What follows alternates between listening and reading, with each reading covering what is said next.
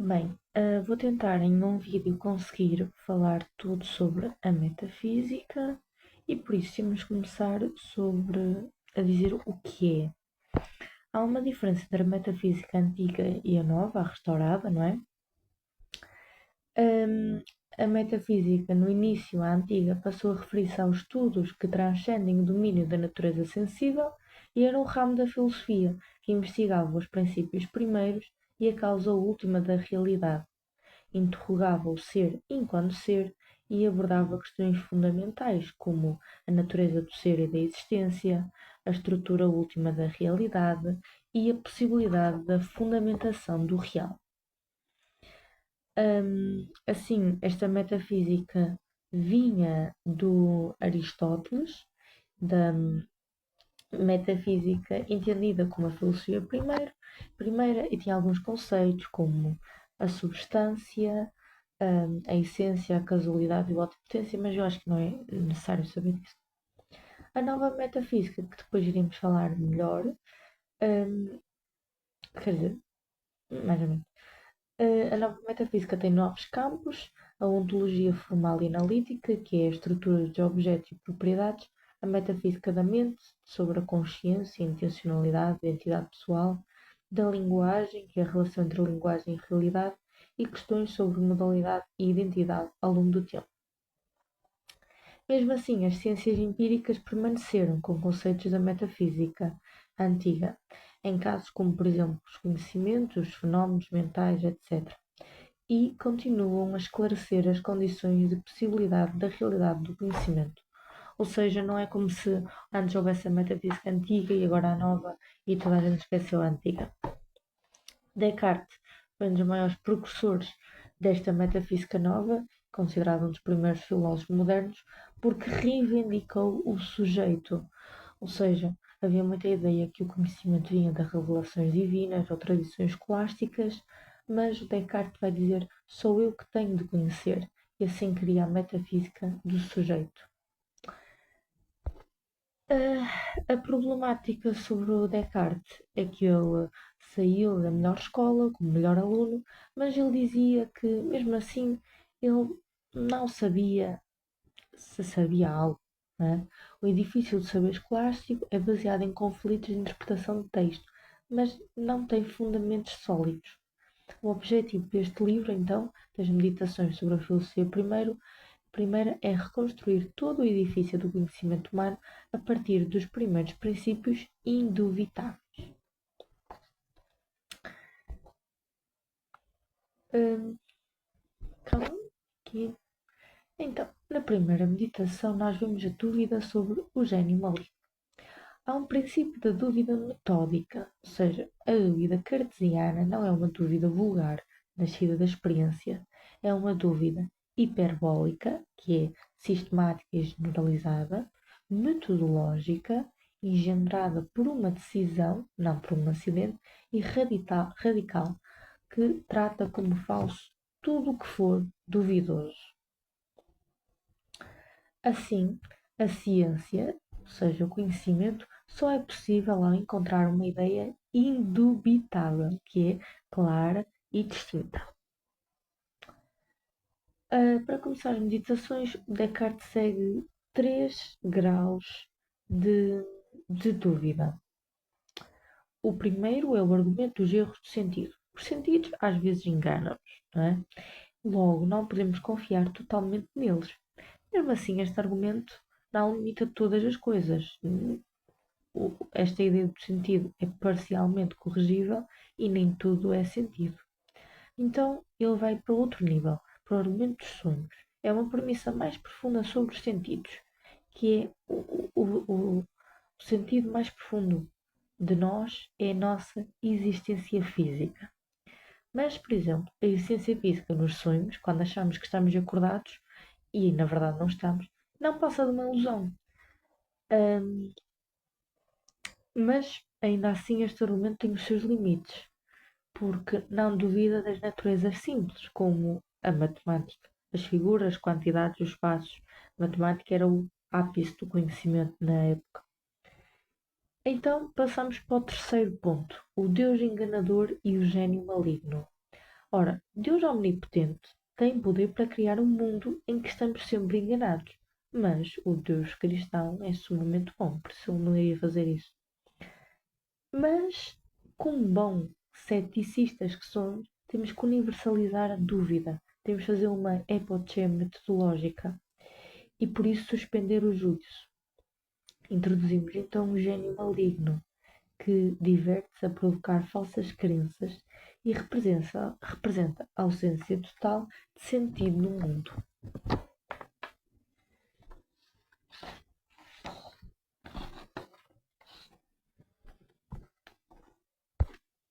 A segunda meditação é sobre o cogito.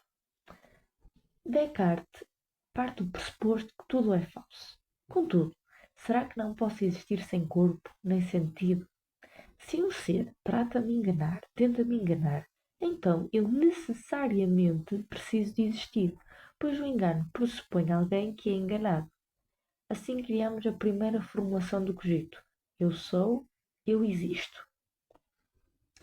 Cada vez que concebo a minha própria existência consciente, eu estou a afirmar algo de necessariamente verdade. E por isso, nós precisamos de. Esta primeira formação é indubitável, é autoverificável, é infalível e é evidente. Indubitável significa que não pode ser posta em dúvida, sem confirmar a si mesma. Autoverificável, que ao duvidar dela, eu provo-a. Infalível, porque o pensamento não pode errar sobre o facto que pensa, não é? E é evidente porque não necessita de nenhuma prova adicional. Então, esta é a primeira formulação. Eu sou, eu existo. Mas quem sou eu? Quem é este que existe? Ora, este eu que sei que existe. E ele aqui vai aos atributos da alma, mas vai descartá-los porque eles dependem do corpo. E ele vai só ir ao que permanece no pensamento. E vai nos dizer que por quanto tempo então é que eu sou e eu existo? Eu sou, eu existo por todo o tempo em que penso. Daí surge o cogito ergo sum. Penso, logo existo. O eu não é uma realidade pessoal, é um lugar reflexivo onde a verdade é possível. A subjetividade é a condição da possibilidade do conhecimento. E aqui até nos dá o exemplo do pedaço de cera. A cera estava queimada, perde a cor, o cheiro e a forma, mas ela continua a ser a mesma cera. É por isso que nós continuamos a ser quem somos, mesmo que mudemos a aparência, mesmo que mudemos os pensamentos, mesmo que mudemos tudo. O que permite-nos reconhecer esta cera que muda, não é o sentido, não é a imaginação, é o entendimento, a capacidade de pensar e extensão como tal. Só o entendimento apreende a essência.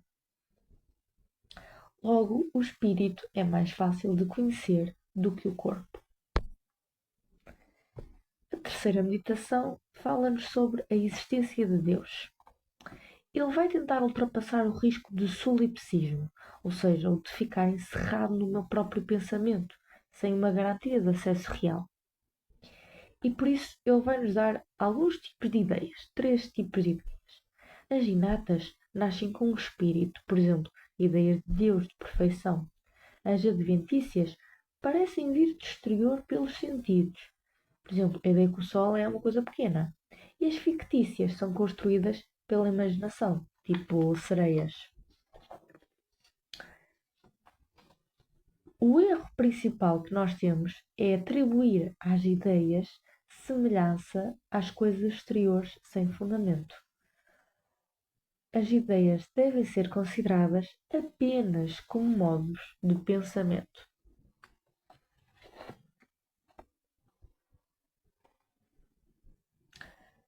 E aqui surge o princípio da causalidade. Nada pode surgir, hum, nada pode surgir de nada. Toda a realidade ou perfeição que está numa coisa encontra-se na sua causa. Assim, se tenho a ideia de infinito, essa ideia tem de provir que uma substância que seja realmente infinita.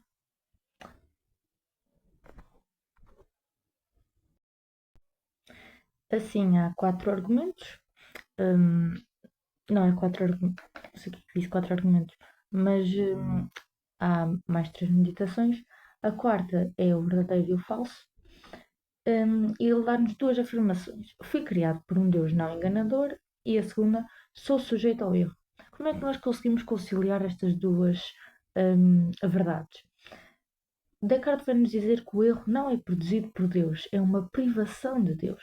Ou seja, é uma imperfeição positiva, é um resultado do uso indevido da vontade.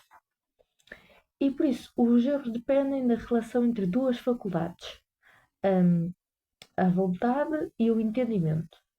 Surge quando há vontade, que é infinita, infinita como a de Deus, que pode pronunciar sobre o que não entende completamente, e excede o entendimento. Quando conhece pouco, é limitado, é infinito. Então, desta forma, o erro, ou seja, o erro surge quando há vontade e quando esta vontade excede o entendimento. Deus é sim desculpado do erro, porque A, a finitude do entendimento não pode ser imputada a Deus como perfeição, B, a vontade é perfeição dada como infinita, C, o erro é uma privação em nós, não produzida por Deus. Assim, o erro é humano, não é divino. A quinta meditação é sobre as essências e a prova ontológica. As ideias das essências matemáticas, como triângulos de tensão, são naturezas verdadeiras e imutáveis. Deus também tem o seu plano está na mesma do que estas verdades. Porquê? Porque elas não são inventadas nem provenientes da experiência sensível. Só separa a essência da existência no nível das ideias e são ideias claras e distintas. Então tem um valor objetivo. A prova ontológica é que não posso conceber Deus sem a existência, e a existência pertence à essência de Deus. E para tornar explícito o conteúdo da essência divina, posso-lhe conceber todas as perfeições. Hum, Esta prova poupa o recurso constante às provas a posteriori e é uma lembrança das evidências que já está assegurada por Deus. A sexta meditação é sobre a existência das coisas materiais e do dualismo. E agora vou falar da décima verdade, da décima primeira e da décima segunda. A décima verdade é a distinção real entre a alma e o corpo. A alma pode existir sem o corpo, porque são substâncias diferentes. E aqui criamos a res cogitans, que é a substância pensante e inextensa, por exemplo, a alma e o espírito, e a res extensa, que é uma substância extensa e não pensante, como o corpo e a matéria. A décima primeira verdade é a existência das coisas corporais. As coisas corporais existem e não podem ser concebidas sem uma substância à qual sejam ligadas. A extensão. A décima segunda verdade.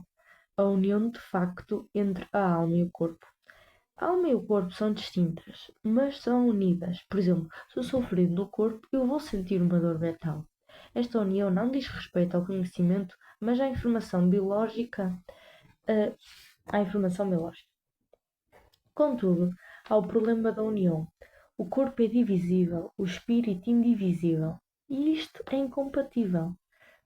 E então jamais podemos compreender esta união de forma racional. Hum, o Mendes e o projeto de uma metafísica do sentido íntimo. Ora, vamos ao contexto histórico-filosófico.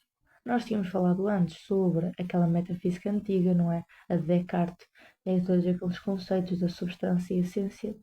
E agora, no século XVIII, há um novo horizonte, em que tentam substituir a antiga metafísica por uma restaurada, por uma ciência do homem, a antropologia. Porquê?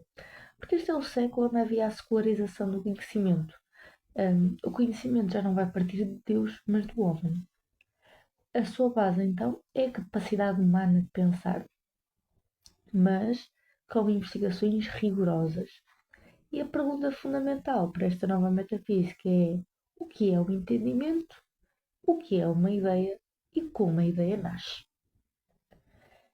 Há uma inspiração fisiológica aqui, ou seja, a ideia de que há condições fisiológicas que permitem haver pensamento e linguagem. Logo, é preciso estudar os processos neurofisiológicos, pois são eles que produzem e causam o pensamento.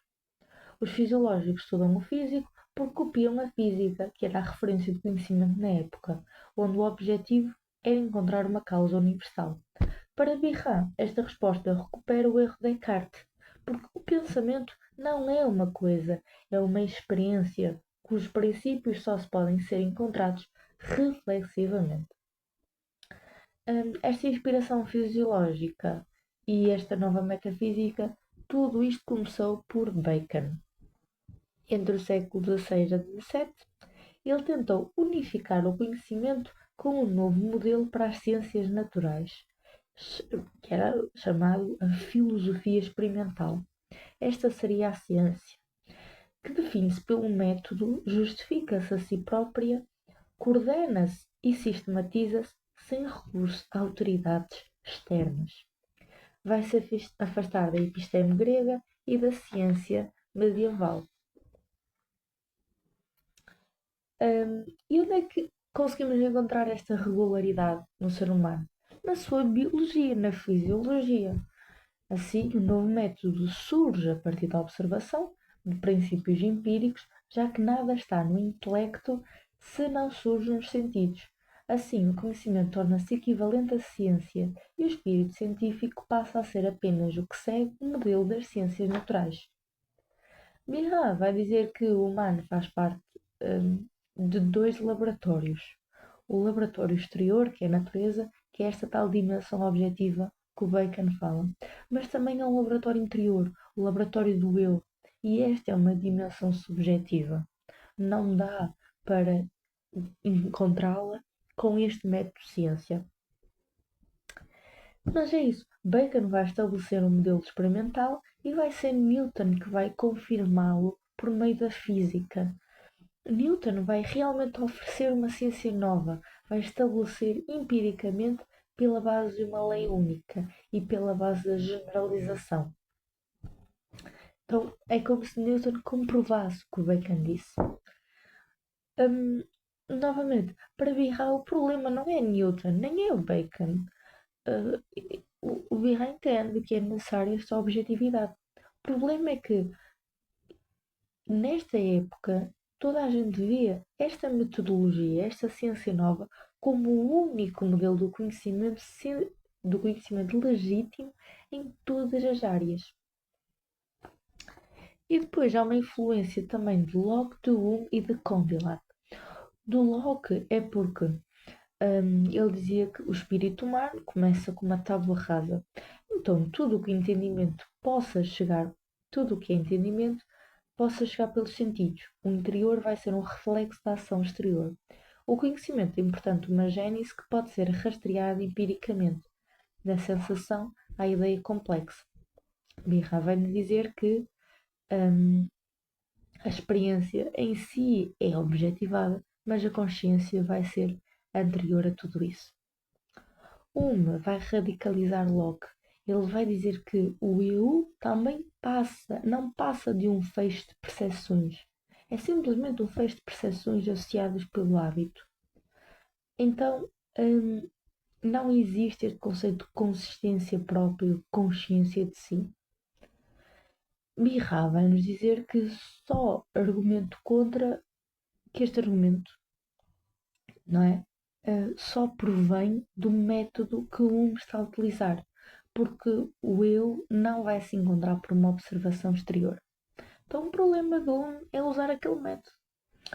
Condillac vai-nos falar sobre uma experiência mental da estátua e vai concluir que a consciência é a sensação transformada. Temos muito esta repetição de ideia de sensação em todos eles. Na origem, tudo é sensação. E o nosso filósofo vai dizer que a estátua é passiva, mas que o homem não o é. O homem é muito mais do que isso. Em suma, há uma zona de realidade humana que depende da experiência da consciência de si. É uma experiência, não uma coisa física. Assim, o ponto de partida são, como todos estes filósofos, os sentidos. Uma metafísica do sentido íntimo, cujo facto primitivo não é a sensação, mas o esforço. A relação interior entre força de vontade e resistência do corpo próprio, onde o eu aparece pela primeira vez, então, onde o eu aparece pela primeira vez como uma atividade real e não como uma coisa ou como resultado de uma realidade passiva. Mas já iremos falar disto sobre a força de vontade e a resistência. Para Birra, há dois tipos de factos no ser humano. Os biológicos, que é este paradigma filósofo cria, que é o que a biologia impõe, por exemplo, como a fome. Estes são observáveis e estudados fisiologicamente, sim senhor. Já os factos interiores dependem da experiência que cada um faz de si e não coincidem com os factos biológicos. Por exemplo, eu posso ter um facto biológico tipo tenho fome, mas eu vou escolher não ter fome agora.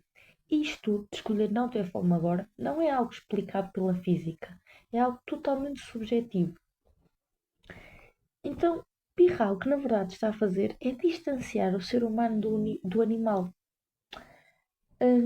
Assim, a metafísica do sentido íntimo é a investigação do que só se pode conhecer como o interior, tudo o que depende da consciência de si. Para isso, Pirra vai necessitar de retomar a Descartes. Porquê? Porque ele mostra que a certeza de si não precisa de mais nada para ser conhecido, senão a certeza de si próprio. Quando ele diz eu sou, eu existo como coisa pensante. E o pensamento conhece por reflexão para Descartes. O cogito cartesiano é autoverificável, não por uma analogia com as coisas exteriores, como a fisiologia tenta impor. Mesmo assim, o Descartes cometeu um erro fundamental, que foi a explicação do eu, do cogito. Ele vai criar dois eus na sua meditação. O primeiro é o eu real, quando ele diz penso logo existo, cogito ergo sum. E depois, o segundo é o eu nominal, quando ele diz sou uma coisa que pensa, uma res cogitas.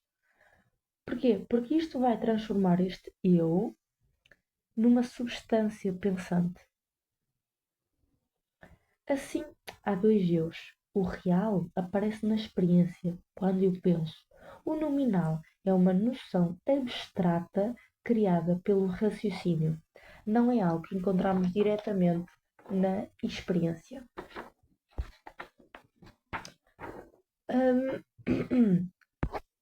Então, o que é que Descartes deveria ter feito?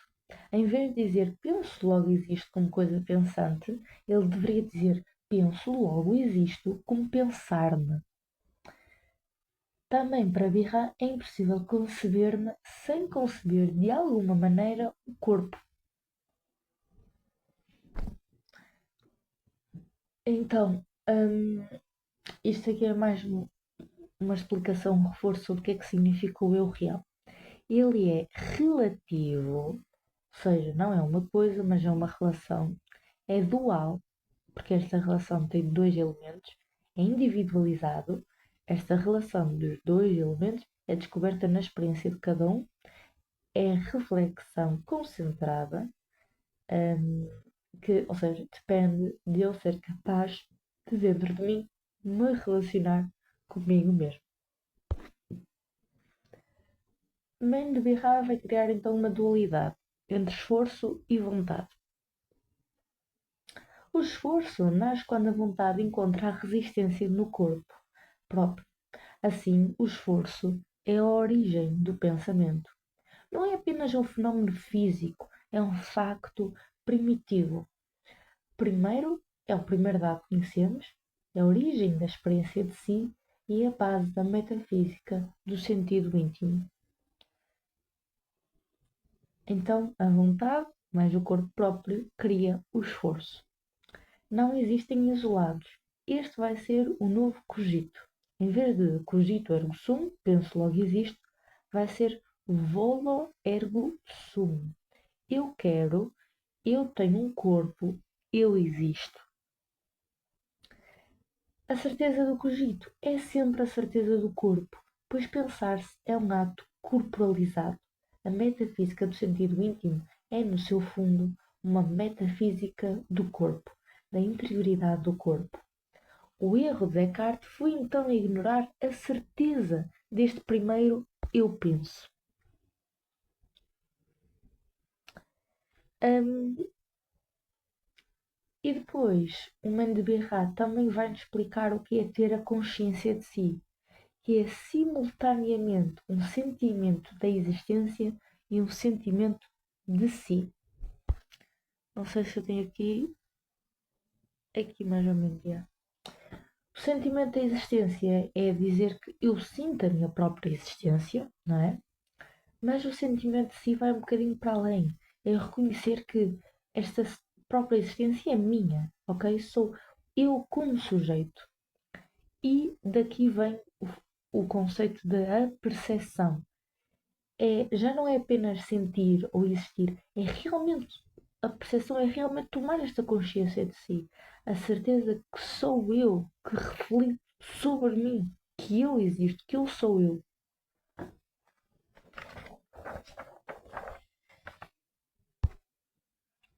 E eh, terminamos. A modernidade vai começar com Descartes, mas Mendes Birra vai corrigir os erros de Descartes.